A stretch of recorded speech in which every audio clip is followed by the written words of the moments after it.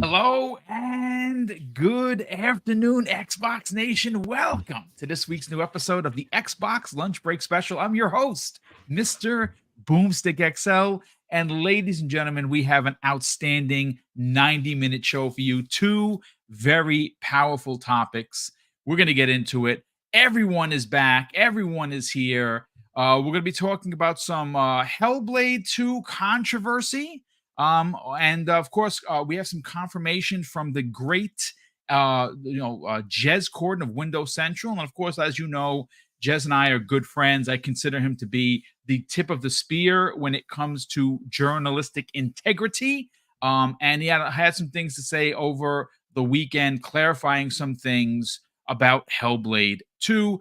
And on the back end of the conversation, because we have two very powerful topics to talk about, one of which, outside of Hellblade 2, is the fact that Sea of Thieves is the most pre-ordered game on PlayStation. Wouldn't you think about it when people were bashing this game?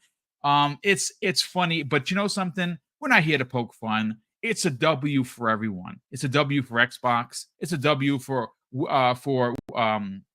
Microsoft and for Rare. But you know something? It's also a W for PlayStation players who unfortunately don't get treated to multiplayer games via first party. So now they have to come over to Xbox and play those games there. And that's again, some people consider that to be an L, but it's not really about PlayStation, is it? It's about the community. And the community is actually going to have a multiplayer game that they can enjoy. And guess what? It's number one on PlayStation, ahead of plenty of pretty big titles. So we're going to get into it. But before we get there, folks, we got to welcome in this amazing panel. Start with, of course, Gamsley. Welcome back, kind sir. How you feeling? What's up? I'm good. It feels good to always see Fuzzy here with his beautiful bald head. I gotta bring it up every single episode. You know me. Look at that lovely little head. We got Louis. It's always great to see this crazy MF. And of course, Boom, seeing you every week. It's a pleasure, my Yes, thank you, friend. sir. I'm ready to talk some games. Indeed, and we're glad to Let's have do you it. here to talk games with us, dude. Super appreciate it. And obviously, we'll get to what you've been doing, not only with Asa and Deadly Headley, but what you're doing on your own stuff. So we'll get to that momentarily. I mean, obviously, when we do the outros. Crazy Lou Gaming, good morning, kind sir. You made it. You did not get locked up on the way in. Awesome. You're not podcasting from the shower. Win. How you feeling? Well, how was that a win? I mean, I gotta do a show one day on the shower, man. I mean, we gotta do a show one day. Me got a camera hooked up in the shower, talking games while As long as it No, doesn't go no, below your let's not do chest, we that. won't get banned. So it's good. Let's not do that. But either way, though, happy to join you guys on this awesome conversation. Let's get this show on the road. We have lots to talk about, sir. Yeah, we do. We're going to get into it. Of course, Fuzzy Belvedere, how you feeling, kind sir? You have been rather like a busy bee on the socials. How you feeling, man? I'm feeling great. Glad to be here with you guys. Just came back from like a horror convention type of thing, so Saw that. had Nice. some fun there. But man, so many topics. Twitter's been the normal mess. We got a lot of stuff to get into, so let's do this. Yeah, well, let's break it down. Okay, so folks, let's rip the Band-Aid right off. And I do want to open up with a little bit of some clarification here.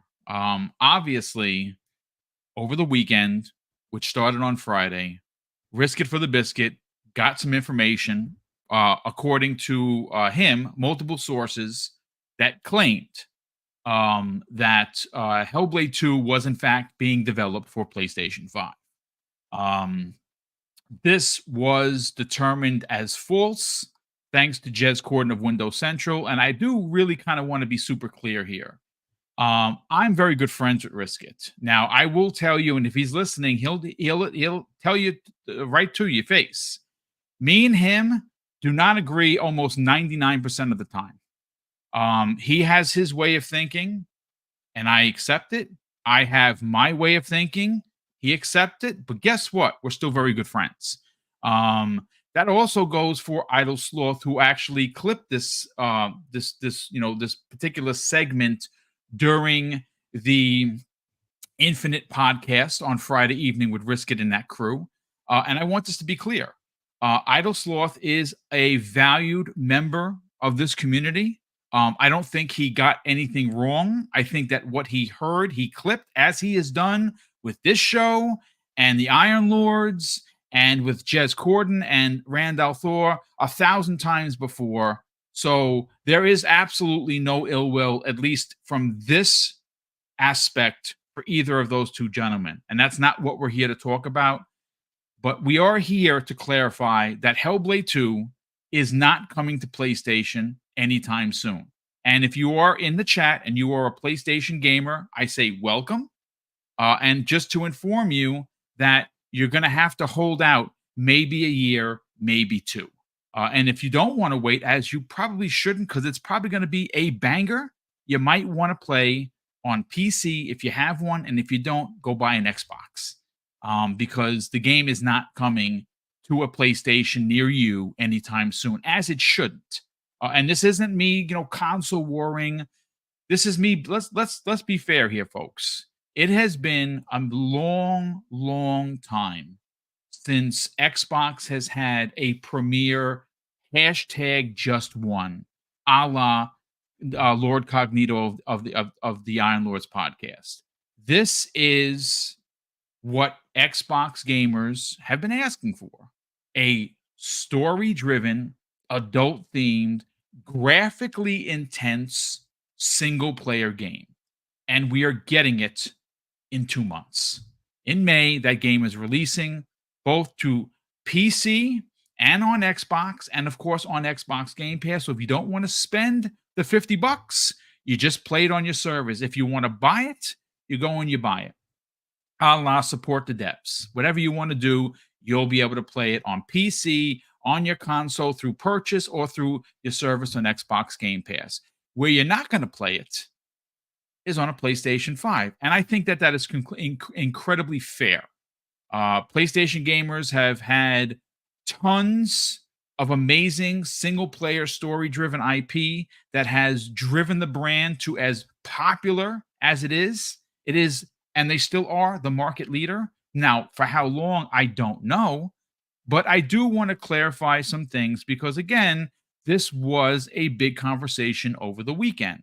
And Jez Corden, well, obviously, if you are a fan, and I'm a fan of Jez Corden, got out there on the socials and he basically clarified that this in fact is not happening. And I'm just interested to get the take of the panel and, of course, to chat. Now, again, this is one of those rumors. Some people are in their feelings over it. People are so tired of the rumors. Like, boom, I'm so sick of it. I'm tired of the rumors. I hear you. I listen. I do this chat. I work on the channel 7 days a week, so I am consistently getting DMs and information. Most of which, 90% of the stuff I get, I don't share. Some of the stuff I actually get from sources that I just don't share because I'm not trying to get I'm not trying to get popular on rumors. That's not what we do here. We have garnered the following on this channel from having fun talking about games. That's what we do here. Now, again, this is not a shot at Risk It. He got information. He said he had four separate sources. I'm not going to challenge the dude. If that's what he's saying, that's what he's saying. And it's out there. Now, whether it's true, whether it's old information, I honestly couldn't tell you. I'm going to go first here to Fuzzy Belvedere because you were pretty busy over the weekend talking about this exact situation. We did get clarification from Jez Corden that this is not happening. And I'm trying to find the tweet here from him. I had it, I lost it, and I got to find it again. I will get to it. I will find it in a second. Let's talk about it. Hellblade 2 is releasing this year on Xbox Series X and S. It is and currently is an exclusive to Xbox consoles, but is also releasing on PC. I don't think we needed to hear this again. I think that it seemed common sense because, like I said in our DM, it really doesn't make any sense to try and make money on this when all you're going to do is pull well-needed focus onto the Xbox brand by putting this anywhere but an Xbox and on PC. If Xbox were to announce that, oh, you know what, we're going multi-plat, no one would talk about the Xbox version. No one would care about the Xbox version. And what that would do is harm to the brand, which Phil Spencer said he didn't want to do. And this is one of those instances that seems very common sense to me. This is an Xbox game. It was pitched as an exclusive for your players. If other players want to get involved, which they should, buy an Xbox, play on your phone, play on your pewter, play on your without, you don't got to buy a console. Go to buy a new Samsung TV, play it there, but you're not playing it on PlayStation. I'm glad we got some clarification from Jez Corden of Windows Central. Let's talk about it. Yeah, so I think ever since the business update, it didn't really satisfy some people as far as that question of, well, when is it coming to PlayStation? And if we look back in time, there were plenty of times where there was question of a game coming to PlayStation. Like the biggest one, even before all of this fallout this year, even before the showcase of like last year, I think, there was always this question of, well, when is Starfield coming to PlayStation? And it seems like it's been a theme ever since the Tomb Raider, timed exclusivity back in the early days of Xbox One, where the gaming media, not just the fans of other platforms, but the gaming media actively asks Xbox, well, how long is it exclusive for? When's it coming to PlayStation? Like any of the indies that they have that come day and date with Game Pass and have like a timed exclusivity point or something like that. When's it coming to PlayStation? And it's a overreaching theme that we constantly see on social media. Now, not knocking Riskit's sources. Like I did make a joke of it, like because of all of the times that we hear the same thing that, oh, well, that game's definitely coming over to PlayStation. It's like, how can Xbox spend all this money or Microsoft spend all this money without recouping some of their money? They have to include PlayStation. And I get now why he's trying to do or put this information out there, whether it's dated information, inaccurate information based on today's info, or maybe 2 years or 5 years from now info, whatever the case may be. He feels it's more of like a softening of the blow. If you put this out there, it kind of prepares us for it. But I'm of the belief that there is no softening of any blow. It's like rip the Band-Aid off while Microsoft chops off the limb kind of thing. And to some extent, there could be other games beyond the 4. Like I don't think anybody realistically thinks it's just going to stop at the 4 completely. It's just a matter of what may come after the 4. And I think there was a lot of doubt that there would be a lot after the 4. But considering, the second half of this topic where we talk about Sea of Thieves, I think that's starting to show that, maybe more things will be on the table kind of thing. But as far as that news or information directly in this snapshot of time, to my understanding, and I don't have a ton of sources, but from what I've heard, that's not on the table today. Was it ever in a meeting where something was discussed and considered?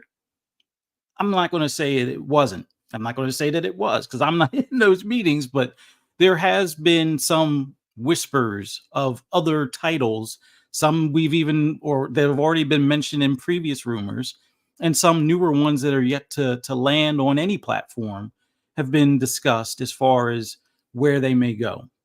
Now, as far as that's concerned, until it's officially announced, I say, why worry about it?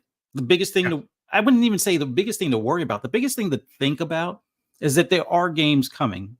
There is a roadmap, and that they're coming day and date to Game Pass. I think those are probably the things as a Xbox community we should probably focus on more, as opposed to the noise or rumors or info outside of that. If you're happy with your platform, if you're happy with Game Pass, there is a lot of stuff in the pipeline coming to your platform. There is no doubt about that. Now, for the other platforms, they have to always kind of question and wait and hope and pray that, well, maybe if we buy enough of this game, maybe they'll give us another game. And it's funny. You'll see PlayStation cats on Steam talking about, don't buy Ghost of Tsushima, but yet Now they're all Yes. like, yeah, give us all the Xbox games. And a friend of mine pointed out something rather like enlightening, that, all these years, the PlayStation crowd was like, hey, all you need is a PlayStation 5 and a PC. And I got that gaming rig. But if you actually had that gaming rig, would we see these pre-orders be this high?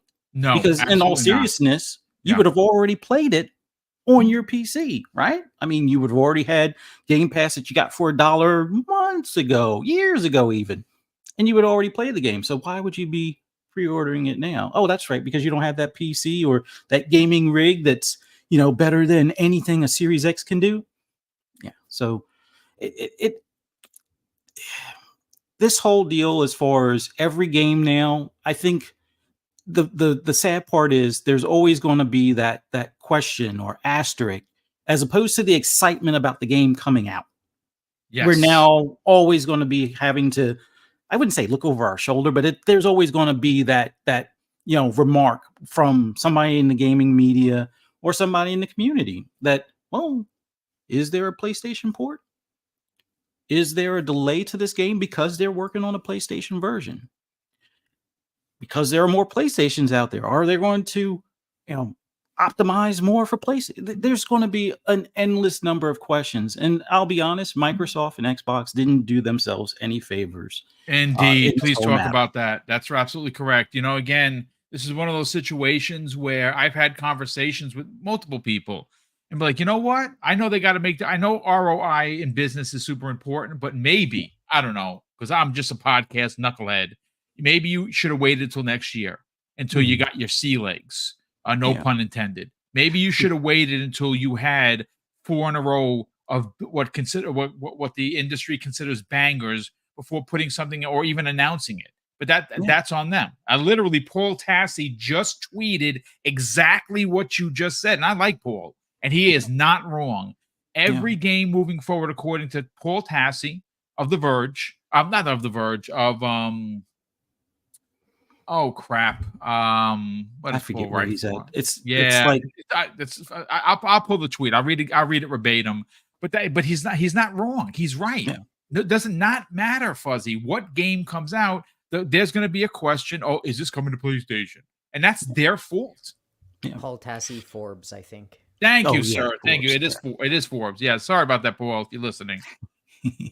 no, but in all honesty, I think for me, my biggest thing is Xbox's first party and the partners that they get with day and date for Game Pass are the main things I look forward to. Now, kitty cat, you cannot be on the computer desk. Come on. He just wants that bald head. The cat just wants to be a part of the show. I get it. No. You're gonna no. He's get back there. Sorry about that. No, but It's okay. yeah, for the most part, I think the biggest thing now is that for me, I'm purchasing my third parties on Steam just because it's how I am doing my silent protest, I guess you could say. I'm not spending as much in the Xbox ecosystem on the third parties, much like I stopped doing that with PlayStation years ago, where all I purchase from them is first party. But with Xbox, I'll still do Game Pass. I'll still do first party. And any of those games that they have where it's like play anywhere. That's my silent protest. It doesn't mean much to a $1 trillion company, but at least for me, it knows that I'll know that I have, multiple avenues of where games are, whatever happens down the road and then in the future. I mean, at some point, all of these companies are going to be apps, so it's not really going to matter. But I think at least from the standpoint that I have now, that's my approach. But it's not like I'm giving up on Xbox. No. But it is one thing that I do think, and I've said this before, like they were at the finish line with all the they had plenty of timeouts. They had the ball. They could run the clock out if they want. They could do anything. Like I really wish like Aaron Greenberg could just put on the Crash Bandicoot suit. Like for the whole thing about the 4 games going over. Imagine Aaron Greenberg in Crash Bandicoot suit with the the bullhorn, and although I get it, you can't make fun of your competition, but hey, Why PlayStation not? used to do it in the past. Like, hey, we heard you don't have games, or you're pretty light on your first party games. Hey, we got so many games, we can share some games. Like, Can I like, tell you something, Fuzzy? they could have asked me to embarrass the shit out of myself, get into that goddamn suit, go in front of PlayStation, and yell like a knucklehead, and I would have did it for free. Same. But it's like these are the things that used to make the competition between the brands fun. Like Sega did it, and then PlayStation learned from Sega as far as their approach against Nintendo.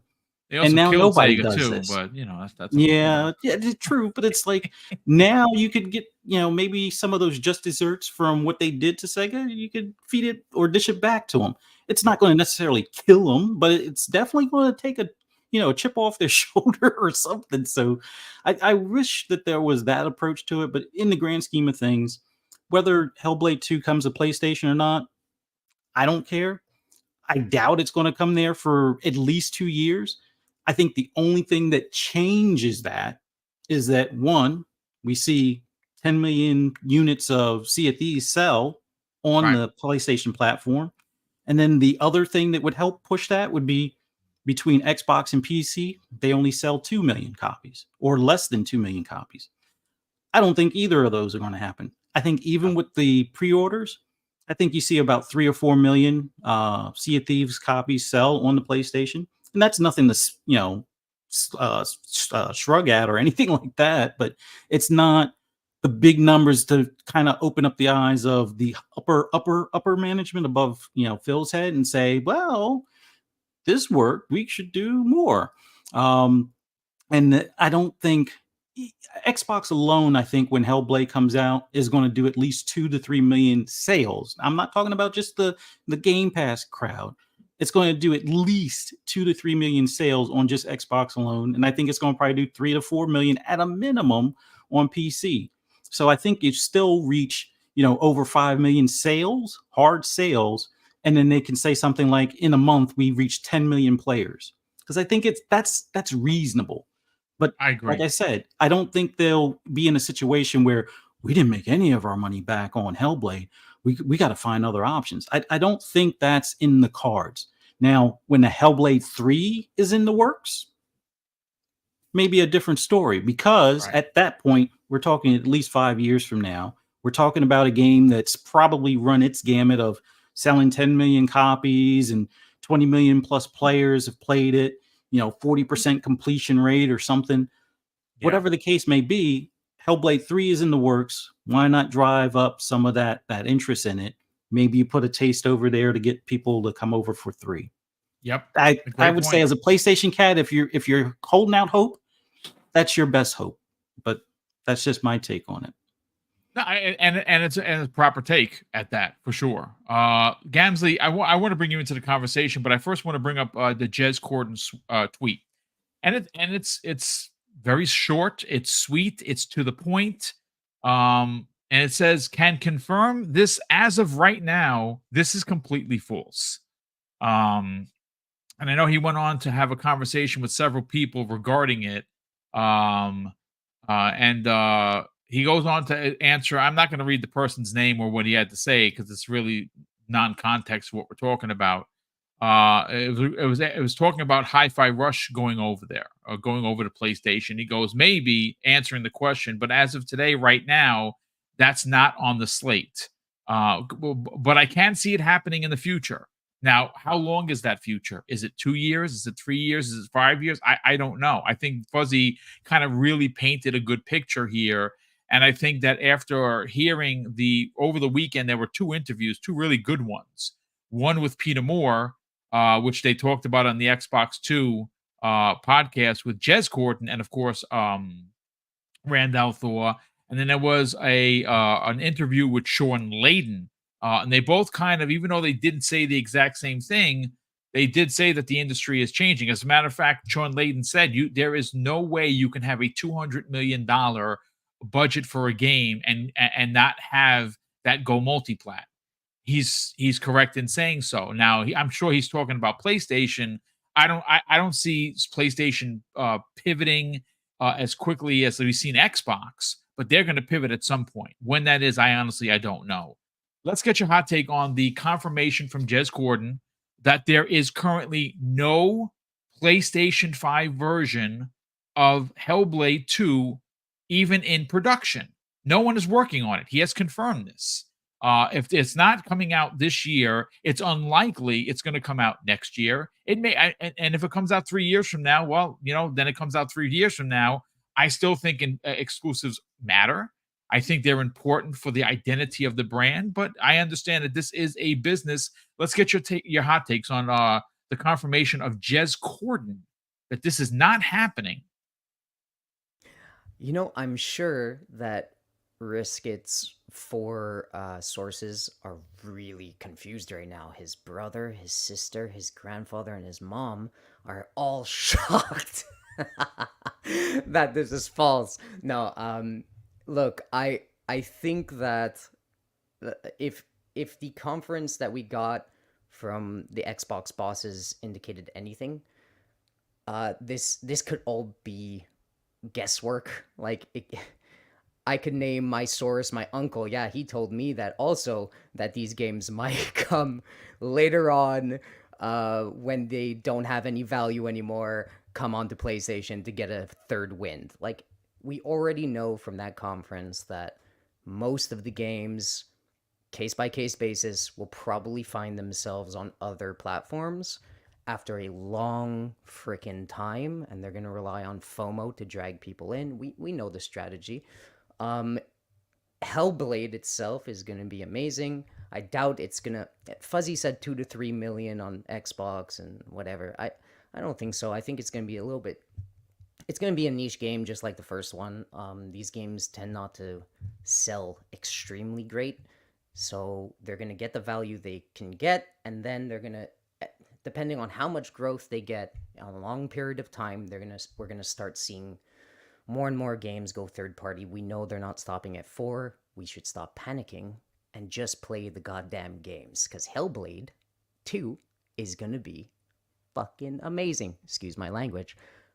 We're gonna play Hellblade. You're not 2. wrong. It is gonna be excited for amazing. this game. Yeah. I can't wait for this game. Whoever gets to play it gets to play it, and I'm gonna be playing it on Game Pass day one, not 3 years from now.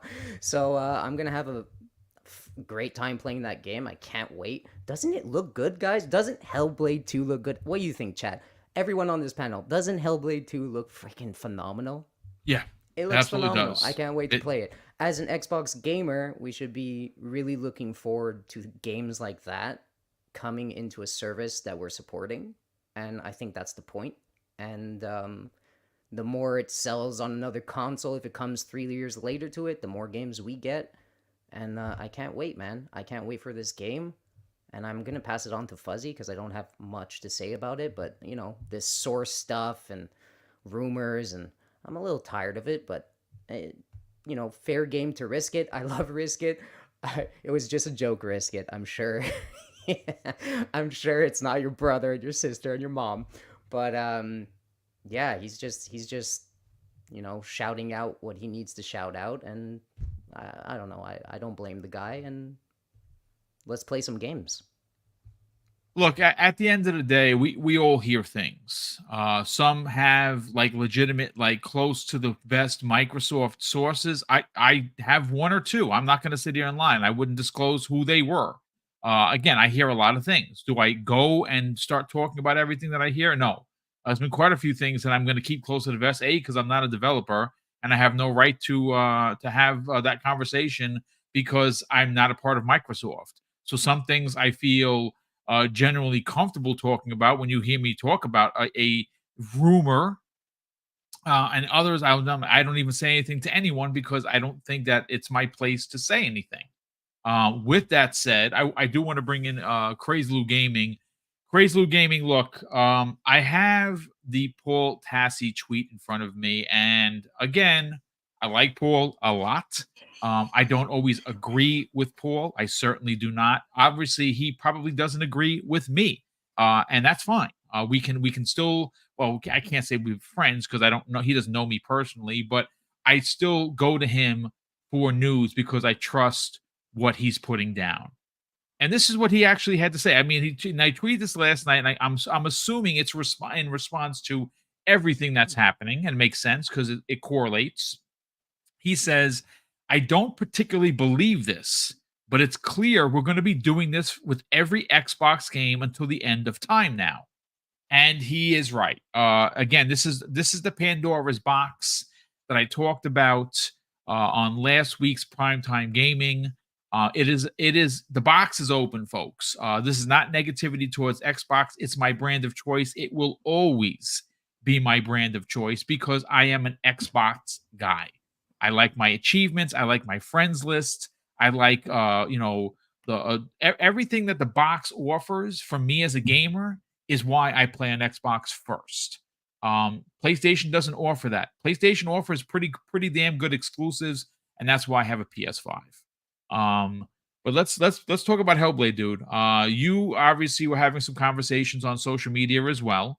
Hellblade 2 not coming to PlayStation 5, it appears anytime soon, especially because it's not currently in development. Now, what the development time is from an Xbox port to a PlayStation port, I literally have no idea. What I can tell you is that this year and potentially next year, the only place you're going to play Hellblade 2 from Ninja Theory is going to be on an Xbox or on PC. Let's get your hot take. Rumors. My God, we're still going on with this, guys, with the whole rumor situation about what things are going to come, or what's going to happen, or seriously, I mean, wow. I was away in Germany when there was like a 3-day rumor run, 72-hour rumor run, which is insane. I was away for that. And now I'm here and I'm still listening to all these rumors when the damn community is tired of all these rumors. I mean, all of us are tired about it. We're tired about it. We're tired of hearing all this stuff that is coming over here, because this is the thing what I don't get, though. Why don't we ask questions about the competition bringing their games to our platform too? I mean, why don't we ask that question? Now, that's something we're talking about. That's something we're saying, hey, guys, I mean, listen, you guys are getting Xbox over here. Hey, PlayStation 1, you're going to deliver us something. Or, hey, Nintendo, send us something over here, you know? That's a conversation, you know, we should talk about and bring up. That would be a good conversation to throw out there, right? To have a good debate on it, instead of all these rumors about the brand. Oh, like for example, I hear that Xbox is dying, that this is happening, that they will not continue. They have destroyed everything they have done. For God's sakes, I mean, I always say this. Let's just wait for the company to come out and announce what they got to say. That's what I say. Just let them announce and see what the strategy is, and let's see how it goes from here on forward. That's what I don't understand why people get so agitated, mad. They go on this frenzy. They're like at each other's throats. Guys, listen up. Instead of going down and destroying the brand like that, because that's what I see. I have seen like they're doing so much damage to Xbox instead of spinning it to positive things, right? I'll give you an example on positive note, right? For example, Xbox going third party. Maybe this is a way that if they make another big acquisition and the regulators come to their necks and say, hey, look, Xbox and say, look, here you go. We got our games over here. We got our games over there. You can't argue with us about that anymore. You know, maybe this is a way for them to say that to the regulators. I mean, nobody has sat down and thought things like this. Never sat down and thought things like this. Like, for example, with like Sea of Thieves, which I know we're going to talk later, but damn, it's doing fabulous. It's doing fabulous. And this is something good because this gives us more money for not us. I mean, this gives the company more money to make more content for us, the players that we love to play games. And then another thing, though, why don't we go back to what was fun about the rumors and talk about, you know, what games can come back, what games can be brought back. Let's go and ask the companies and say, hey, why don't you guys sit here like what Mr. BoomStick has been asking for, like, I don't know how many years he's been asking for this. He's been asking for that crash, not crash. What's it called? Banjo-Kazooie game. No, I mean, no, that's let's be quiet about Banjo. I mean, that's something, you know, that's worth talking and bring back into subject. I mean, we should talk about games. And Bryce, son of Rome, we should be talking about games. That's what we should be talking about. Like, what's, like, for example, Country coming out. That's what we should be talking about. All these wonderful, beautiful games that are coming out that, man, we're going to sit down and enjoy. That's the thing we should talk about. Instead of going out there and just talking bad and trying to throw the brand down to the sinkhole, because no matter what, this caused a lot of damage to the brand, and it was for nothing, because at the end of the day, Phil came out, Sarah came out, Matt Booty came out, and they literally said, we are going forward. We're going to make hardware next gen. We're going to do this. We're going to do that. I mean, they came out and talked about it. While all of us were here scared, hiding, showing feelings and stuff. I mean, me, I was just patient. And I said, I'll wait till they talk. And once they talk, I will start worrying if they say something. If not, I'll see how things are and try to deliver as most positive as I can, because at the end of the day, we got to cheer for what we love, and that is gaming. And we got to cheer. If we love this brand, we got to cheer for our brand and go forward with the brand. That's how I say things about this whole rumor situation. But yeah, shameful. It went crazy. I don't like, people going at each other's necks. I don't like that. Every time I see that, I'm like, oh man, but hey, it is what it is. All I know is we got to just talk more positive stuff about gaming and move on forward. Crazy Louis, let's talk about how Sea of Thieves is outselling on pre-order. Let's also talk about how MLB The Show is on Xbox Game Pass every year, and that's a PlayStation studio. Guys, Lord. Yeah, no, it's be real with each other. There is a lot to get into, and we're going to get into the Sea of Thieves topic next momentarily. Look, at the end of the day, I'm happy that we have someone that is trustworthy and accessible, like Jez Corden of Windows Central. I was talking about this with the guys in the green room. I was saying this, and I'll repeat it because there's nothing to hide here. There are many things that I like about Jez. I met him in real life. We actually had a conversation. He's a gentleman. I like his work. I've liked his work since I met him, even before I knew him personally. I met him at E3 2019. As a matter of fact, during the Xbox presentation, he sat behind me and King David, and we had a conversation. It was great. I like what he does on Windows Central, which is why every time he puts out an article, I always retweet it. I like the work that he does on a weekly basis for 3 and sometimes 4 hours with Randall Thor 19 on the Xbox 2 podcast. And I like the fact that when he does see these things, he gets out there and he does a very subtle tweet.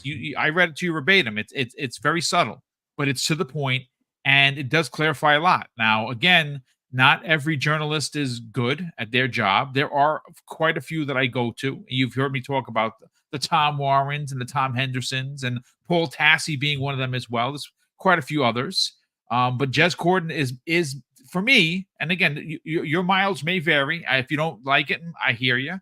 But he is tip of the spear for me when it comes to journalistic integrity. And that's why I like the work that he does.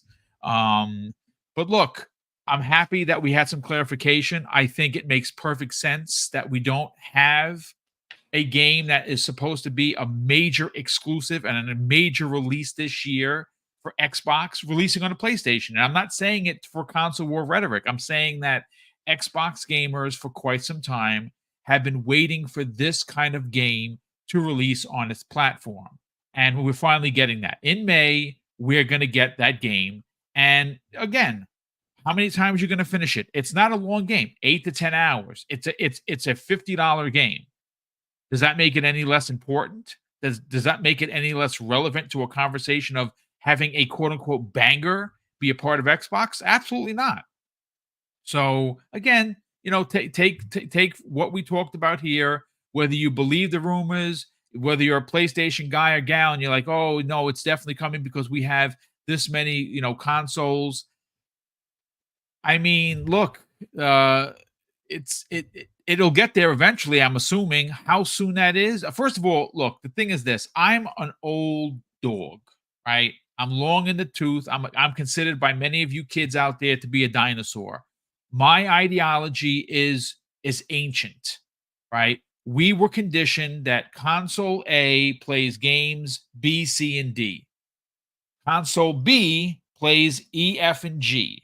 That's not the way it is anymore. I've come to accept it, just like I came to accept that I had to get out of the physical part of gaming and go into digital. It took me a long time to equate that to what the reality is. The reality is that, physicals, they're still around, but it's just not as prominent. and I had to move with the times. Like I'm moving now. Do I think that Halo has a place on PlayStation? I'm sorry, I just don't. Same thing with Gears, same thing with Forza. You're not going to win that argument with me. And I'm probably going to lose that argument ultimately. But right now, those three pillars of Xbox are on Xbox. If you want to play those, you can play them on PC or you can play them on Xbox. You can't play them on PlayStation. How long that's going to be, I don't know. What I can say specifically about this particular conversation is that Hellblade 2 is not releasing on PlayStation. So if you want to play a masterclass level game from Ninja Theory, who knows how to tell freaking amazing stories, because they did it with Hellblade 1, you're going to have to get an Xbox or play on your rig. Either or, that's how you're going to have to do it.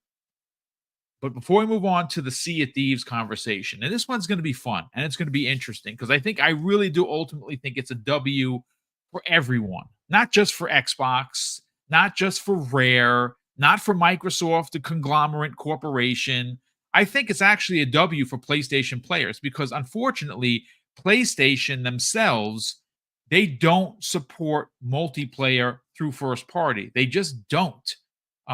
Deviation's game, right? Now, Deviation Studio was apparently closed. They were not owned by PlayStation, but they were funded by PlayStation, and they were making a military shooter, which, again, it has not been said or uttered, but I'm thinking that maybe, just maybe, that military shooter that was going to be a gas game could have been SOCOM. Well, that's dead, because so is the studio. So that's another one. Again, just look at the L's lining up for PlayStation. They canceled The Last of Us Online, a guaranteed moneymaker, and it's gone. They canceled Twisted Metal gas game. I mean, I would have been a whale on that game. Could you imagine a Twisted Metal, a new one that's a gas game? Oh, sign me right up. That's gone. So now you take a look at this and you say, well, what was the military shooter? I bet you that was a new SOCOM or something similar, and now it's gone. And, well, we're going to get to the why Sea of Thieves is going to be very popular on PlayStation, but let me catch up on Super Chats. But before I even get to the Super Chats, folks, I got to run a commercial, and you know what I'm going to run here. Mrs. Boom and I don't have a lot of partnerships because we choose not to. We have a very closed circle in regards to how we market our brand. It took a long time to get the 14K, and we're not going to whore our brand out. We're just not going to do that. It's too special and too important to us to try and sell you something that's a piece of shit. Pardon my French. But the Volare gaming pillow is not that. And that is why we have teamed up with them to sell their gaming pillow. And I'm here to tell you, as someone that actually uses it, who actually has back problems, it freaking works. And like I said, you've heard me tell the story before. The current one that I'm using is the one that was gifted to me by King David himself. He confirmed that on a Breakfast of Boom that he was on a couple of weeks ago, and it's dope. The Iron Lord pillow is black and gold. It's got their logo. It's got a gold trim. It is sharp as H. Now, I'm currently working behind the scenes with Volare to get a double barrel gaming themed pillow. As soon as that is available, I will let you folks know. But please do me a favor. 35 seconds is all I'm asking, is that you check out the commercial that was made for the Volare Gaming Pillow Company via, of course, Sean Labrie, who is an amazing artist and a very good friend of mine personally. Check it out, folks.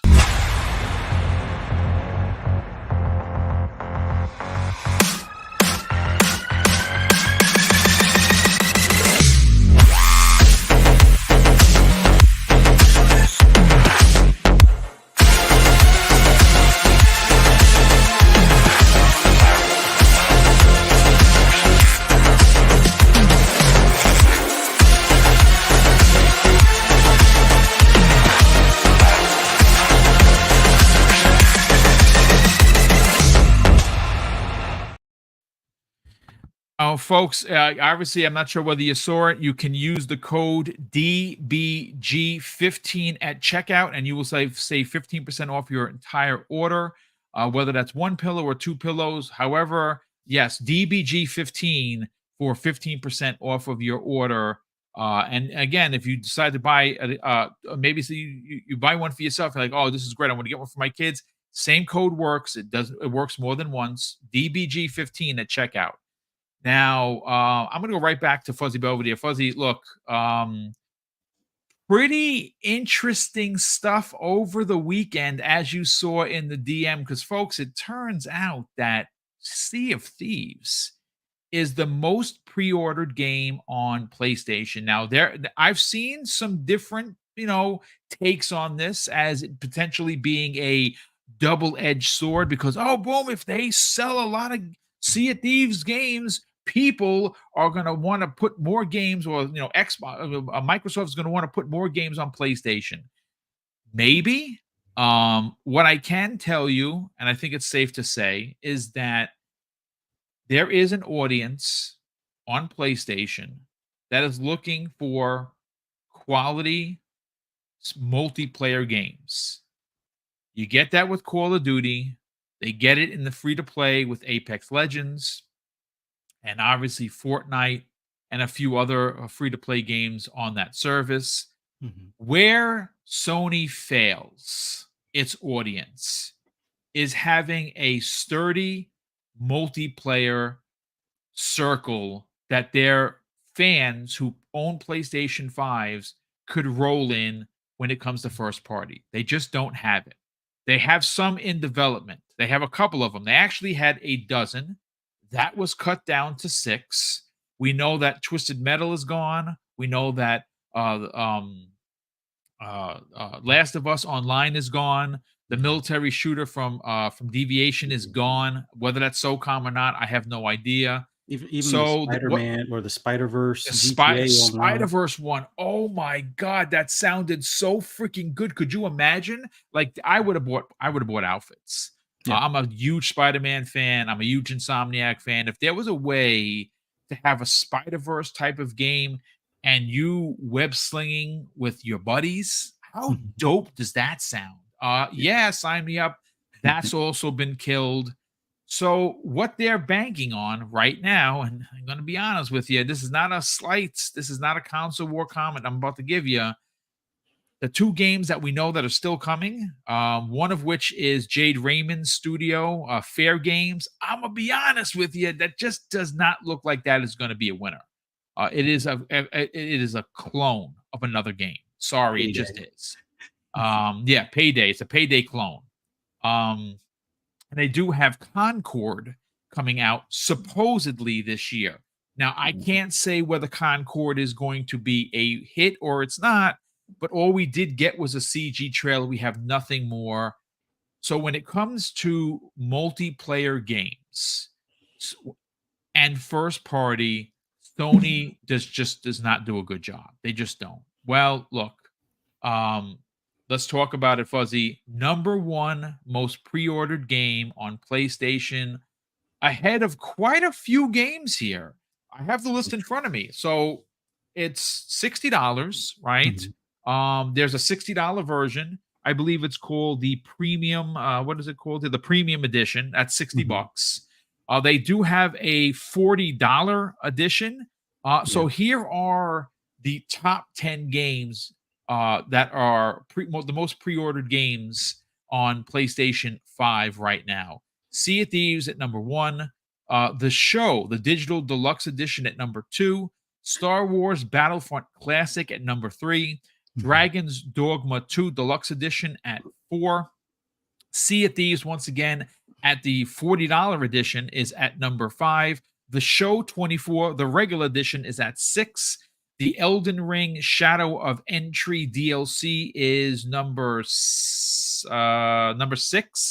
Rise of the Ronin, the regular edition, it's the Digital Deluxe Edition, is at number 7. Wait, hold on, 1, 2, 3. So that's 5. Okay, I'm sorry. The Show was number 6. Elden Ring was number 7. Ronin is number 8. Number 9 is the double pack of both Elden Ring and, of course, the new DLC. And rounding out the top 10 would be the show MVP edition. So the show's up there 3 times, which Yeah. means there's a big audience for baseball. Mhm. That's why Sony continues to make it. But the fact that Sea of Thieves is the number 1 and number 5 spot does say a lot about multiplayer games and how excited people like Mr. Badbit. I mean, that guy is Mr. Trophy himself, right? He's the host of Mhm. the Trophy Room, one of the best representatives, in my opinion, of PlayStation Nation. Yeah. And he's excited. He's already a pirate legend on Xbox. He's going to probably be a pirate legend on PlayStation. Let's talk about this because this is it's a pretty big deal. Yeah, I think the funny thing is, and I kind of hinted to this about earlier in the podcast. It's like, what happened to all those PC, PS5 and PC players that said, "Oh, I'll just play my Xbox games on PC." Apparently, I guess their PC must have broke, so they had to put the pre-order in for getting Sea of Thieves on their PS5. But it's great to see how well it's being received. It is kind of a double-edged sword, but I said this after the business update. They're with the why those particular 4, and it seems like when it comes to games as a service, there might be an underhanded plan in the background for this. Because no comments. Sorry about that, guys. No, but when it came to like having games as a service go over there, after we've already heard Sony went from like I think 10 to 12 and then back down to 6, and now it's kind of like it might still be 4 if Marathon is still rolled in there. But it would be a good way to kind of saturate the market before they even get their feet wet type of deal with their own gas game. So if Sea of Thieves is coming in there and let's say it sells a bunch of copies, a lot of engagement, a lot of player play time and stuff like that, it's going to be more insight for Microsoft than I think it will be for PlayStation, because now they're going to see how well it sold. They're going to see how much their players are playing, but they might not get all the other metrics that'll help their games as a service for future. And it's going to be in the way to some extent for games like Concord or games like Fair Game. So this is a good way to kind of block your competition in their own home turf. Will it mean more games as a service go over there? It is a possibility. We'll see how well Grounded does or continues to do over there as well. But it's for all the flack that Sea of Thieves got when it was released, and some of it was warranted as far as the content level of it. Like, it was a complete game, but if you played it beyond like the standard, like let's say 20 hours to start or 40 hours or so, you started getting into repeats of certain missions or things you were doing. Now, the randomness of the game is what was, kind of the driving force, but you didn't have as many big enemies to kind of go against. And as they ramp things up and they've added expansions and added, new missions, they had the Disney expansion and things like that with the Pirates of the Caribbean mixed in there. All of these things now, all the while you had people on the other platform making fun of it. Oh, what's with these cartoony games? Like, sure, the water looks real, but that's about the only thing. And it's like they would like crap on that game for how it looked, or the fact that it wasn't like this photorealistic pirate type game. And then when you heard about Skull and Bones, they were all championing Skull and Bones is going to kill Sea of Thieves. Flop. Yeah. Almost 7 years later, it just drops, and it looks like Sea of Thieves killed Skull and Bones before it even landed, kind of thing. Yep. So it's good to see Microsoft pick something that's doing well for them. Hopefully they make the numbers that they're looking for. Hopefully they get the metrics that they're looking for. Hopefully this works to help convert some previously PlayStation only fans into possibly being multi-console or multi-platform fans. But we'll see how it goes. But it's great to see. It kind of puts all of those narratives of people crapping on the game for all those years that didn't either want to play it or they didn't play it because they didn't have access to it despite claiming they had a PC. Now they get to play it. They get to see how much fun it is with friends, and they'll probably be hooked. and hopefully this makes for better, I guess, PvP engagement. Like, I know there's a lot of Xbox fans, well, not a lot, because there are some that welcome the challenge of PlayStation players, swimming the sea, or sailing the seas. I just look at it this way: for all you Xbox pirates out there, you now have more targets, and some of them are clearly marked because they're going to be in blue marked ships. Yes. All those blue boats out there. So all blue boats are free game. Have at it.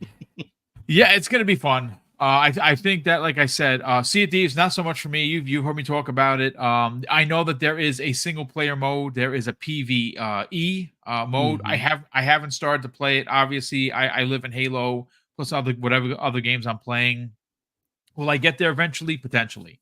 Not right now. It's fine. But this is very exciting news, and I say that for a multitude of reasons, because if you want to get into the minutia of business, which that's not what we normally do here. We're here to talk, have fun about video games.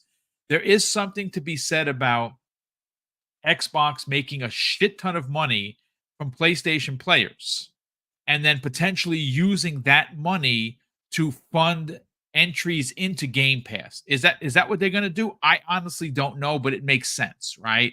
Now, we did hear from the gaming media for, I don't remember how long, it's been for years, that every time that Sony was using money that they made hand over fist on Call of Duty, right, to fund first party games.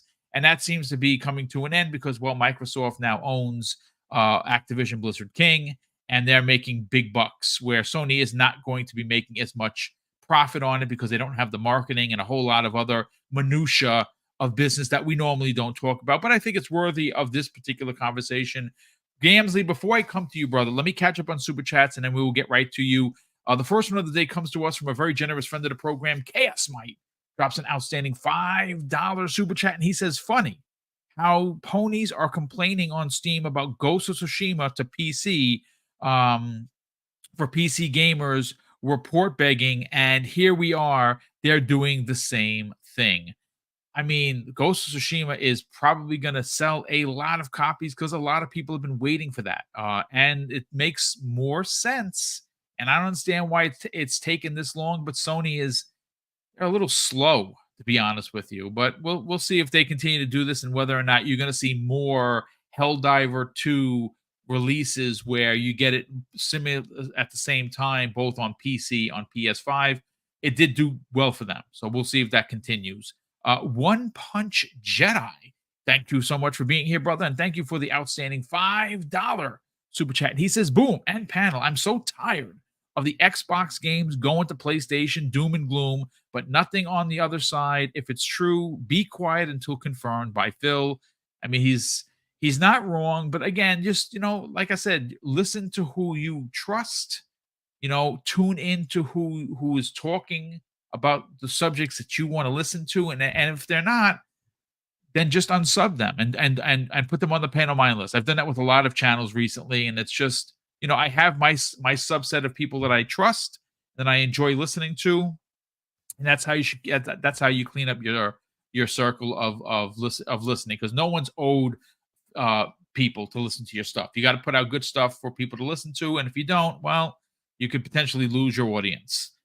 Sith Lord, generous friend of the program, says, boom, thanks for making Mondays awesome after dropping a very generous $2 super chat. Thank you, brother. That's very kind of you to say, and thank you for the channel support, as you always do every day, letting others know about the particular channel and what shows we're putting on. So shout out to you, Sith Lord.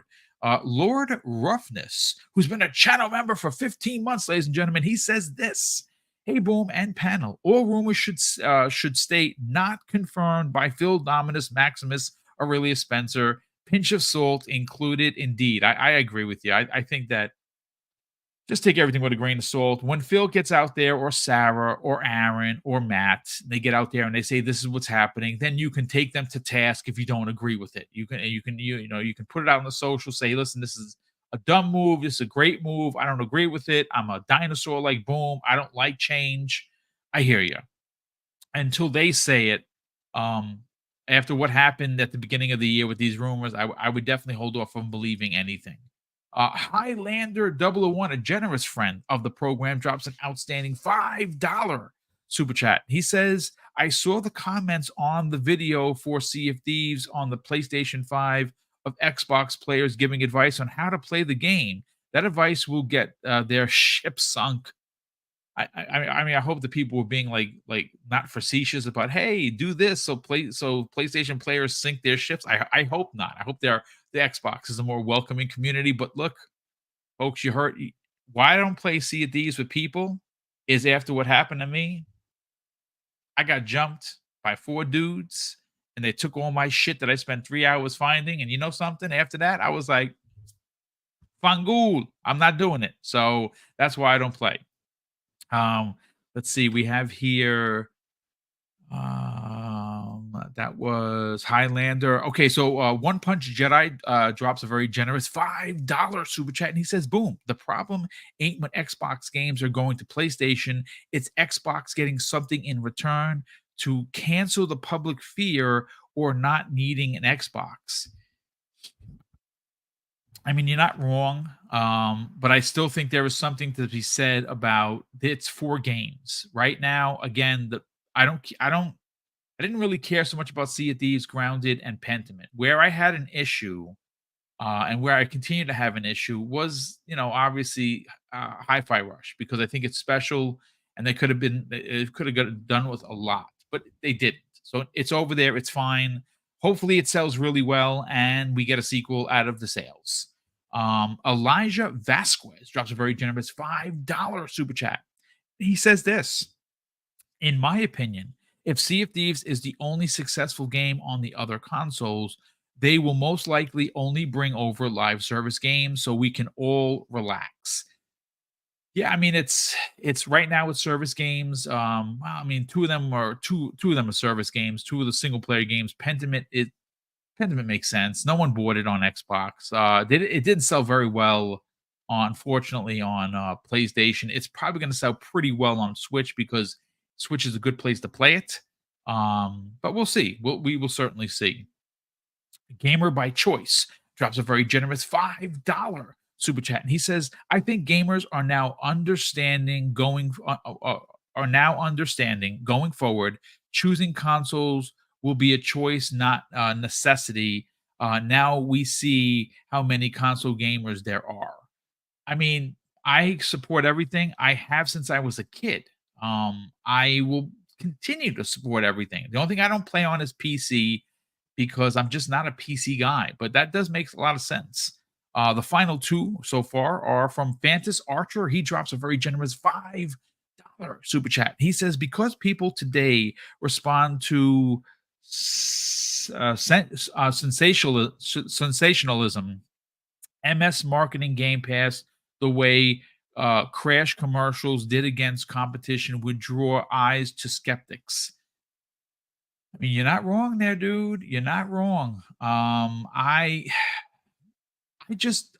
still always really taken aback by the lack of Game Pass marketing. That's a topic for another whole show. I don't know why they don't do a better job or hire someone that's better equipped to do that job. No one knows about Game Pass. We know about it, but we are hardcore. We try to let other people know, and when you tell people about the service, what you get is people like, "What? There's a service like that? And I shouldn't have to sell the service for Xbox. I don't get a dime for it." And they should do a better job, in my opinion. Nerds and Other Legends drops a very generous $2 super chat and says, "Is Xbox avoiding the term exclusive from now on?" I don't think so. I mean, I suppose you're going to see in the big show of this June whether or not it says console exclusive. We'll see. We'll certainly see. But Gamsley, let's talk about it. Okay, so Sea of Thieves apparently is popular on PlayStation. It's not out. It's number 1 on for the $60 edition and number 5 for the $40 edition on PlayStation. I think the lack of first-party multiplayer games are a prime example as to why that gaming community is starving for multiplayer, because Sony just doesn't do it for them. But here we are. Xbox is. Let's talk about it. All right, so first, I just want to take a moment to talk about Sea of Thieves for a second. This game, guys, it's awesome. And for all you guys in the chat or elsewhere listening later on that is just using this as like a blind doom and gloom kind of thing, go play that game. There's truly nothing like it. And I have a blast. Like in the beginning, when it came out, it was kind of bare bones. To me, it was a little disappointing because I thought it was going to be way less, like way different. I thought we were going to have a lot more interaction with PVE mechanics of like Yeah. finding treasure and different loot and like stat driven kind of stuff. But it ended up being very PvP focused and minimal upgrades, and it's really stacked on fun. So it's really stacked on like everybody has a chance to kill everybody, even if you have even if you I have love it. 7 million, even if you have 7 million playtime, your gun is still gonna kill as much as the dude that just walked in. So you really do, it really is a special game. Go play it. It deserves your attention. Grab some people in the chat. Go play it right now. I don't care where you're on. Go play that game. It's amazing, and I can't wait for more people to play it. Now this is where I get a little bit console-y. Let's be real. We know that PlayStation is doubling down on third-party kind of partners. Like they're really going after third-party partners. They've said it. They've said they're gonna double down on relationship and try to get some exclusive third-party stuff going. Here's the thing with that. PlayStation right now is gonna try to hold tightly on their grip of 100 blah blah blah 150 million, I don't know, 50 million to 100 million players. They're gonna really try hard to do it and stuff your face with third-party stuff because that's what keeps you there and that's what actually sells the console to the mass majority of people, right? Like the exclusive content that they have, The Last of Us, Spider-Man, whatever. I'll get to Spider-Man, but those grab you in, and then the third-party stuff, Call of Duty dudes, you know, all that Fortnite dudes, all those casual gamers that the majority of players are, right? We know that, Boom, right? We know that the majority of players are the casual player. So, like, those really sell. Now, where PlayStation is having a hard time now, all right, this is where it's gonna get iffy for them. They're known as the casual box right now. They get the publicity. People's word of mouth is PlayStation right now. In EB Games, in your little Walmart, right? In your Best Buy. All of these people are selling moms and teenagers and all that stuff and baby men like us PlayStation to play their casual games. And the added bonus is the Spider-Man and all that stuff. That is a dangerous thing now, because licensing is getting more expensive. So your MLB The Shows are going to be really expensive to make. Your Spider-Man is getting really hard to make. Xbox right now is shooting you gifts. They're like, oh my god, here's your Sea of Thieves. And guess what? That's going to get popular, right? And Xbox has Call of Duty coming up, right, guys? So the more the age progresses, so the more the console generation progresses, that third-party box might not be the third-party box, because the more Sea of Thieves you see and that Xbox logo, the more that Call of Duties come out, the more that Avowed 1, 2, 3 comes out, Indiana Jones 1, 2, 3, the FOMO kicks in, Game Pass is really starting to shine. The more those Clarks and those EB Games and those Walmarts and those Best Buys and your friends keep telling you, well, what are you doing there? Come here to Game Pass. And we already know that those casual guys are not loyal, right? Can we agree? Those casual dudes are not loyal to a platform. Dude, they go where the games are, and Oh, you yeah. know, and you know what's interesting? Right? Is it safe to say that gamers are cheap? Yeah, Yeah. we are. Yeah. So you want to Yeah. get the most for your And- money, and Game Pass gives you that. Yeah, and honestly, the more that crossplay keeps getting forced into PlayStation's face, the more people are like, oh my god, wait. So my saves and all this stuff on my favorite third-party games do transfer, and I could cross-play with anyone. So that means if I go to Game Pass here for Sea of Thieves number 2, and Call of Duty number 60, all right, I could still play with PlayStation fans. And my loyal PlayStation fans that don't want to get off the box, I could still buy an Xbox Series S, or I play on my computer where it plays better, and I could still play with my friends. That's gonna start being a big damage to PlayStation, because as they keep shooting themselves in the foot and trying to get third party as their main source to grab people, it's not gonna work when you have fucking Call of Duty, man. It's not gonna work. It's dangerous. Game Pass day and date. Yes, I agree. And Game Pass day and date. So my console worry that's my contribution to the console worry stuff. Sea of Thieves is doing awesome. It's just gonna really bring light to what Xbox quality could be, and the mass market doesn't freaking care. All right, they don't. Those loud, obnoxious losers on Twitter. Sorry for pointing you out. But that's the PlayStation loyalists. Even though they have Xboxes and PCs, they don't speak to those moms, the dads, the teenagers, the kids. They don't speak for those. Half those people don't understand that, and they're not loyal at all to their Xbox, to their PlayStation. They're not. As soon as the narrative changes, and it will change, it will. Those loyal people, those not loyal people, will start to shuffle in large masses to Game Pass. It just takes Call of Duty number 60 and Avowed number 4 and Indiana Jones. Like, it'll come, guys. And I can't wait. I can't wait for more Sea of Thieves. Yeah, good stuff, man. I'm glad that you enjoy it. Real quick, I just want to respond to somebody in the chat. Destro39, if you're still here, he asked, where does Boom get these numbers? And I'm not sure what numbers you're talking about.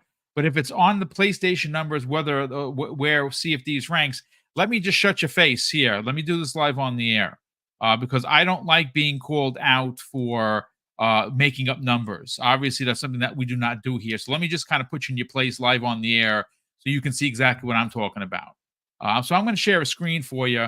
You can see that screen, right? Let me go to StreamYards, make sure you can see it. So this is literally a picture taken from PlayStation PSN, right? If you look in the corner there, it's most pre-ordered. Here's the list. I got this from Benji Sales. If you are a solid community member, I think you kind of know who Benji Sales is. And that dude is a numbers guy. And, well, here you go. If this is the numbers that you were referring to, kind sir, let's soak it in before you accuse me of somehow falsifying numbers. What is that number 1, the $60 edition? Oh shit, that's Sea of Thieves. Oh my god, look what's at number 5. Sea of Thieves again. So there it is for you. So if you want to challenge me, by all means, please. Here you go. I'm gonna help you, Boom. You see the other things? Those are expensive licensed games that will never be exclusive. And you see that MLB The Show, that's a third-party game. And you see all the other ones, those are too, except for Ronin, which means nothing in the grand third-party deal. FYI, right? Yes, means and that's exactly what I'm saying. Third-party deal that are not going to keep those loyal people, those casual, like, sporadic buyers. That won't keep them. Get off your copium. Thank you. Have a nice day. All right? Yes. Here's a finger. You never know if it's a middle finger or not. All right? That's it. Well, listen, I want to do that live for everybody, because when I get challenged about the numbers I come up with, I use evidence-based conversation for all of my shows. And I read you verbatim of what I'm reading from people that I trust. So here it is for everyone, just in case there's a few out there that think I'm pulling this shit out of my ass. Here it is for you. So let me just stop the screen share so you can see me continue kick ass in Halo, because it's one of my favorite games. By the way, Crazy Gaming. I'm really having fun. I'm sorry, Boom. You should have fun. That's the whole point of this. We're supposed to have fun. I will get on my high horse and defend myself when people accuse me of not being truthful. That pisses me off to no end, because I do a lot of work on this show to make sure I get it right. And when I get it wrong, I'm the first one that puts myself on Front Street. All right. With that said, Crazy Lou Gaming, as you saw verbatim, Number 1 and number 5 on PlayStation's most pre-ordered games is Sea of Thieves. It is a big deal. PlayStation does not make multiplayer games. They just don't. Now, Ghost of Tsushima had a multiplayer mode. Yes. And obviously that's going to come to PC, and that's going to be a big draw for someone like, for instance, Pong Soul and even Steel Rain, who do live in multiplayer, right? But Sea of Thieves, big deal that this is number 1 and number 5. Let's talk about it. But wasn't this game like a game that nobody ever wanted on PlayStation? I mean, Yeah, man.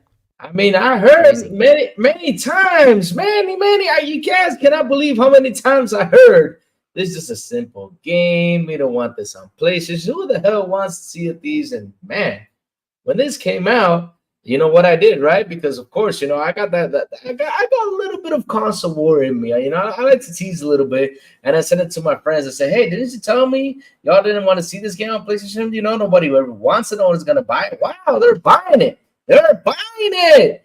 Oh man, I'm happy for them. Happy for them for the success, man. And I hope that number keeps on growing. I hope they do go on and beyond because hey, we've all played Sea of Thieves. I have. Every time I can get on, I'm telling you, I'm not the best treasure hunter. I'm not the best at doing that. But hey, I gotta tell you something. I fill up your boat with cannonballs. I fill up your boat with dynamite. I fill it up with everything. That's what I do, man. That's what I do. I fill it up with everything. So good. And go fight battleships, take over, put bombs on them. Let me tell you something. This was so much fun about it. Guys, can you imagine landing on a server where you find one of those PlayStation guys that used to troll you and all that stuff on there? You're like, oh man, I'm gonna go out there and get my revenge. I'm gonna put that bone in dynamite and blow it up. That's what I'm gonna do to them because hey, why the heck not? I'm gonna have fun. But listen, they're gonna buy the game because the game is great. Why the fuck not? Such a good game. I played it. I have a lot of fun. Listen, Boom, I'm sorry you have 4 dudes jump you, but next time, what you got to do is you got to get revenge. You got to find yourself. I got to roll out with a crew. That's what you got to grow up with the crew. That's what I should have done. Chat people, man. Yeah. Grab some crew members. You got to get some revenge. This is what I do, man. They blow me up. I'm like, okay, I'll grab my ship and slam it on them. I don't care. That's what I would do. Is just slam that ship on them. I don't care if it sinks again. I mean, Louis, that's what's fun about it. That happened to me, and I just took my small boat and harassed them the whole time. I would just snipe one person at a time, die, snipe another person at a time, die. I followed those fuckers all day. But you gotta put up a big dynamite thing in there. That's what I love about that game. There's so much awesome to blow up a shit, man, and just blow it up just to piss them off. That's what I love about Sea of Thieves. But like I said, though, great for them on the sales. Happy for them that it's selling well, and man, I hope it continues to grow and that Sea of Thieves community continues to grow because, hey, I'm telling you, it's a really fun game. Chase down sharks, fight a kraken, you do a whole bunch of stuff, and man, that whole oh my god, when they did the whole Disney thing with Jack Sparrow, oh my god, that was such a great content. And I did play. That was a single player. I mean, you could play multiplayer. I played through it on single player. It was phenomenal. I quite enjoyed it. Yeah. And that's what's fun about it. I mean, listen, we're here talking about the game and we're having fun about it because man, that game is just fantastic. And like I said, hope it keeps growing, keeps on going, and that way, we get more content about it because why the heck not? Real fun game.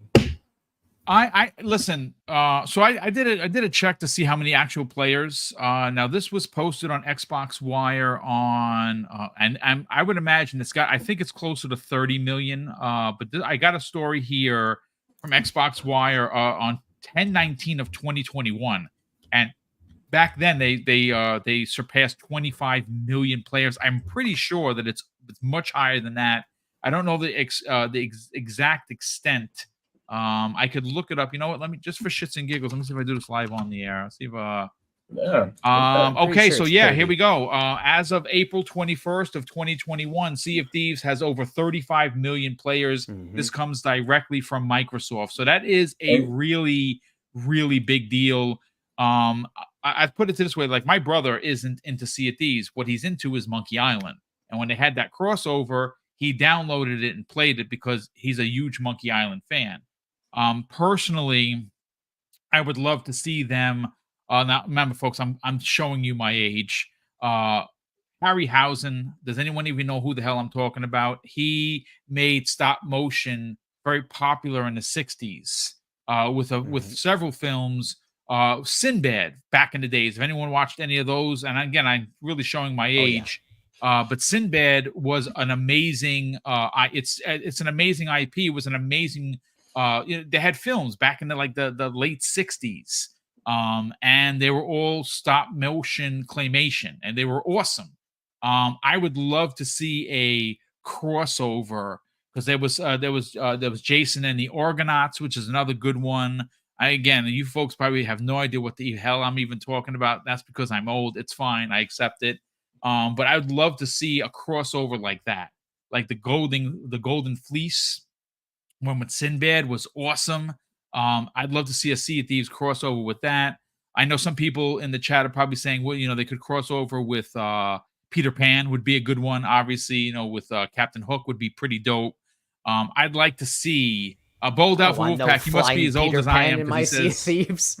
God damn well, it. look, Nerds and Other Legends says Clash of the Titans. Dude, that's a really good one. I didn't even think about that, but I'm not the new ones. The old school one with the Bubo, if you remember the little golden owl. Yeah, that's the one. Yeah. Oh my that's God, one the I want. Goonies. That's a good Exactly. one. I was gonna say the Goonies. Hey, you guys! Yeah. I was gonna shout that out. Nobody talks about. Hey, you guys! I want Yeah. that in Sea of Thieves, man. That would be great. You know what's funny? G Maybe says Popeye. Popeye the Sailor Man would be kind of dope too. That would be kind of. I'm not gonna front. That'd be kind of dope. So look, at the end of the day, I just want to read a tweet from Jez Corden regarding this. Now, obviously, the original tweet from Benji Sales I have in front of me. He says Sea of Thieves is currently the #1 best-selling pre-order on PlayStation Network in the United States. And Jez Corden follows that by I'm happy for Rare Team. They must be buzzing. And I saw some people trying to, poo-poo it and kind of go negative on it because obviously we still are awaiting Everwild, which is their new IP. Obviously, it has shifted from what we originally saw about 4 years ago. We don't know if it's going to be kind of similar in I guess scale and scope to what Sea of Thieves is. Is it going to be free to play? Is it going to be a different take on Pokemon? Are you saving animals? Are you fighting with anyone? We don't really know. And I saw a lot of people trying to, drive negativity on, Sea of Thieves being worked on for PlayStation. That means that they're not working on their new Rare game. I doubt that. I really do. I think that Rare's a big enough studio that they could have. And real quick, it's funny. Let me bring up another tweet here that confirms some pretty interesting information. Let me see. Now, this comes the way of a great, great member of the community. It's Okami13_. I love this dude. He consistently puts out incredible pieces of information. And this was posted this morning regarding Sony and what they did to help Rare. Check this out, folks. According to Okami13_ on Twitter, Sony, and again, the story comes the way of theguardian.com. I'll pull that up in a hot second. He says Sony worked directly with Sea of Thieves team to help port the game to PlayStation 5. Rare says Sony has been extremely helpful, holding regular calls and making its own tech staff available to help with the port. Sea of Thieves, again, he confirms, is the #1 pre-order on PlayStation over the weekend. And I'm pulling up The Guardian. This was written by Keith Stewart of theguardian.com. And the lead title says, PlayStation Ahoy, How Rare's Pirate Adventure Sea of Thieves Set Sail for a New Platform. And the opening says this, folks. One evening, many months ago, Mike Chapman, the creative director of the co-op-based adventure game Sea of Thieves, sat down to play the game with producer Joe Neate. This wasn't just a standard playtest. Joining them online would have been a crew of players that they've never taken to the ocean with before. It was a team from Sony Interactive Entertainment. The plan to bring the Xbox exclusive to PS5 had had just been hatched. Now it's time to get into the details. We are educating them about the game. Again, this is one of the producers. This is Chapman from Rare. He says, we are educating them about the game, talking through what was special about it. And it was so real. Trying to find treasure on an island with a group from a different platform holder. So I mean, ultimately, gentlemen, this is exciting. It's exciting for I'm sure Xbox. I think it's super exciting for Rare. It is a game that has seen over 35 million people across Xbox and PC join on whatever adventures they decided to get in on. And more importantly, now it's coming to PlayStation. It turns out a lot of PlayStation players, the casuals that Gamsley was talking about, that eventually could move back over to Xbox. Maybe they were 360 fans, and when Xbox kind of hit the bed, so to speak, during the Xbox One era, people moved over to PlayStation, and they've been there ever since. Maybe when you see something like Sea of Thieves gets people more interested in Xbox, but I think Gams is onto something. When you see potentially something like a Call of Duty launch on the Xbox Game Pass, I think that's the seismic shift he was talking about. But keeping it, tight-knitched with Sea of Thieves, again, this is a W for everyone. This is a W for Rare specifically because it's their game. It's a W for Xbox because more people are going to know about the brand. Listen, I'm not a conglomerate, folks. We barely make any money here. It's fine. But it's a W for Microsoft because obviously they're going to take those sales and reinvest into the brand. Now, where that reinvestment goes, I honestly don't know. I'm not a business guy. I don't work for Microsoft. Are they going to use the funds to continue to, put games onto Xbox Game Pass? Maybe. Are they going to use it for future iterations of Rare games? Potentially. I mean, we don't know. But I think the real W here is for PlayStation players who don't get support for multiplayer through first party are now going to get a game that a lot of people are playing, and they're going to be able to play it. And again, it's a $60 version, and there's a $40 version, and that's pretty cool. Again, what can I say about it? But let me just catch up on the super chats here, gentlemen, and we'll get everyone out of here because we are closing in on the 90-minute mark, which is what this show is normally. We have here, let's see. Okay, so I got Francis Archer's Nerd. Okay, so we have here Spectrum Blast Gaming. Well, welcome to the program. I don't think I've ever seen that name before. Thank you so much for being here, and more importantly, thank you for the very generous $5 super chat. And they say, honestly, I try to support the different consoles and own many, but honestly, this generation of consoles, in my opinion, made me want to skip them. I mean, listen, like I said, for me, I have been supporting multiple consoles since the Atari 26 and the Odyssey on the Intellivision. That's how far I go back. My pops was blue collar. We weren't rich, so every time I supported multiple consoles is because I delivered the Daily News or the Post or the Penny Saver, because my pops was a blue collar dude, right? We didn't have a lot of money, so I made having all these consoles my own, and I've always supported multiple consoles. And regardless of until I'm gone off this earth, I'm probably going to support multiple consoles. But thank you so much for being here, and thank you for the generosity. Highlander 001 drops a very generous additional $5 super chat, and he says, "Boom! It was all in fun." And yes, we're saying welcome to Sea of Thieves. PlayStation players say Sea of Thieves is better than Skull and Bones. We all hope that they enjoy Sea of Thieves. Yeah, I mean, listen. Are there going to be people out there in the Xbox community that are going to hunt these poor new sailors down? Yes, there are. I'm not going to be in a part of that group because I don't really play Sea of Thieves like that. But I'm sure there's going to be a group saying, "Oh, there's a blue sail. Let's get him." And that's. Oh, you will, Boom. You will. That's just what we will kidnap you. Put you on a ship in a barrel. Yeah, that's and launch me out of a cannon. That would be fun. I like that. Yeah. Let's see. Chris R drops a very generous $5 super chat and says, "Boom! If you want to try Sea of Thieves again, you can go to the Safer Seas server." Yes, I know. and I definitely want to. I'm going to give it a shot. It's just I don't have a lot of time. I'm like playing like 3 games, and I don't know. Is anyone else like addicted to Halo? It's all I want to freaking play. It's so freaking good. But thank you so much, Chris. He also goes on to say that will be the only that will be you and your friends will be the only in that world world and AI, no randoms. Yeah, I saw it. I was excited. I downloaded all the updates. I definitely got to get into it.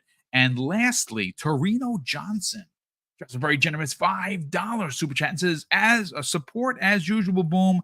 Good show, all, brother Torino. That's very kind of you to consistently support the channel.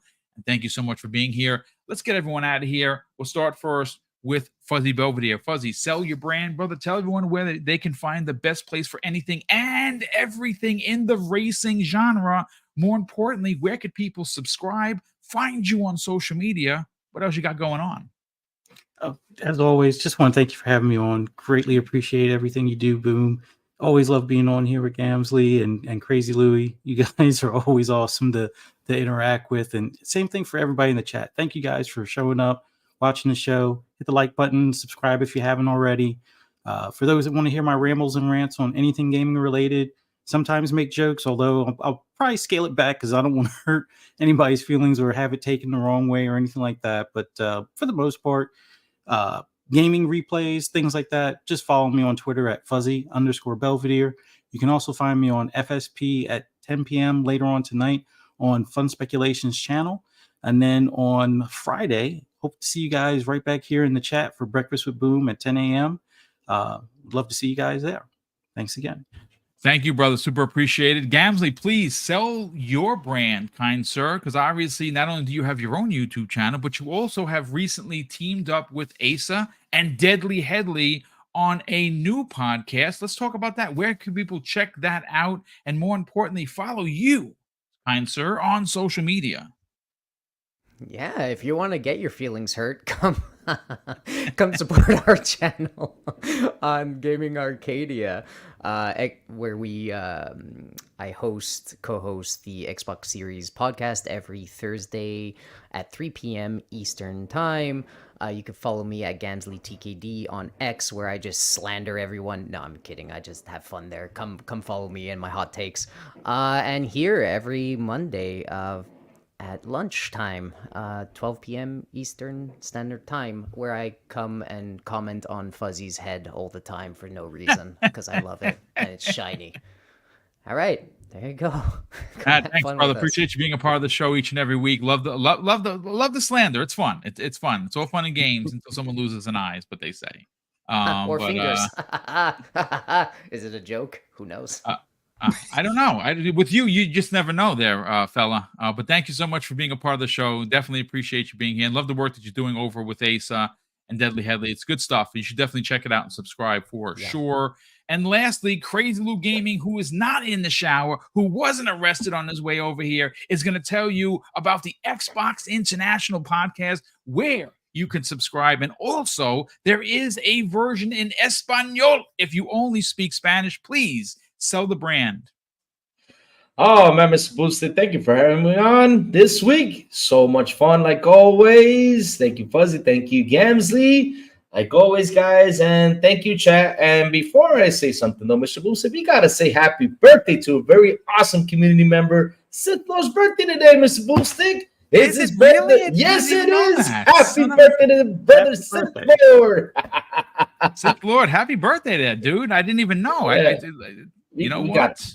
We got to announce that. Woo. Oh, man, happy birthday to him. And where can you find the crazy one? Simple and easy. You can find me on Twitter X at Crazy Louie Gaming, where this week I won't be doing that much of things because the crazy one has to work. We have animal feed market share this week here in Dominican, so I'll be super busy.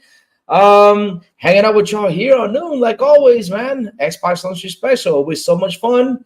What else do I have left? Oh, yeah, the Xbox International Podcast on Wednesday at 7 p.m. ET with Sablo, Silent Cypher, and the Big Boom. And we have a very awesome guest. This week is just going to be crazy. We got New Legal from Direct Gaming joining us. It's going to be one crazy episode. And Fridays, Xbox International Podcast en Español, 7 p.m. ET, I was gonna say big plug with Ascot Gaming, Elvio, and Eternal Shaddai. That's where you can find the crazy one.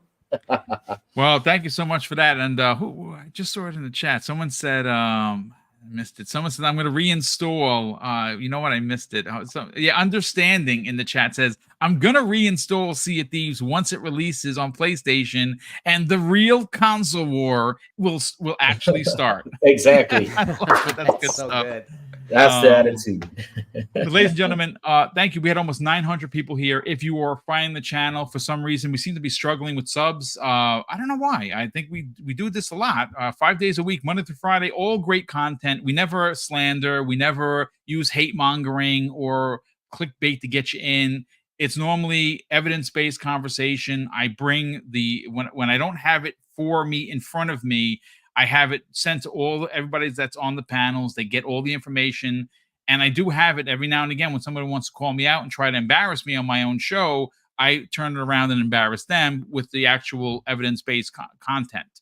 And that's exactly what I did today. I will not stand for that. You can call me an asshole. You can say that I'm a terrible podcaster and that my content sucks. But when you start accusing me of like numbers gouging, that's when I'm gonna have to say something, and usually it's gonna be disrespectful because I have to hit back. I do a lot of work for the community. I do a lot of work on this channel. When people challenge me, I'm not going to stand for it, especially when I'm actually reading verbatim of what someone like a Benji Sales puts out there. Who, if you don't know who he is, that's shame on you. I trust Benji indubitably. But with that said, a big thank you to all of the super chats that came in today. Obviously, they allow for us to do the big giveaways. We do have 4 towards the end of the year. They also allow for us to do what you see in front of us. You get good gameplay because we have up-to-date equipment to record it. Obviously, the intros, the outros, the overlays, everything costs money. All the artwork costs money, and we use a lot of the super chats for that. And we are incredibly humbled by the generosity of this incredible community. And of course, I'm going to close out today's show with something that's incredibly important to me, folks. Hopefully one day it'll be important to you. And that's something that my dad taught us when we were kids.